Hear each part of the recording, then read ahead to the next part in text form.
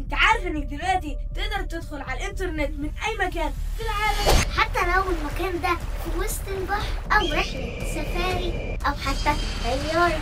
ده كله بفضل خدمة اسمها ستارلينك. تعالوا نفهم هي إيه وبتشتغل إزاي. انا مروان وأنا ليا. واحنا من عائلة هيلباي. ستارلينك دي خدمة انترنت فضائي من شركة سبيس اكس اللي أسسها إيلون ماسك. الشركة دي عندها آلاف الأقمار الصناعية بتلف حوالين الأرض، والأقمار دي هي اللي بتبعت الإنترنت، فكده مش محتاج أسلاك أو كابلات واصلة لحد البيت، ولا حتى محتاج تدور على مكان فيه شبكة كويسة. كل اللي محتاجه جهاز صغير شبه الدش كده، وده اللي بيلقط الإشارة. تعرفوا إن إيلون ماسك عمل فيديو كول من بيته مع طيارة وهي في الجو. I'm on Starlink right now at my house, basically across the laser links of the satellites all the way to your aircraft. Interior looks beautiful behind you. And I want to show you a very nice view. Oh, hey, we're in the cockpit. I'm in the cockpit.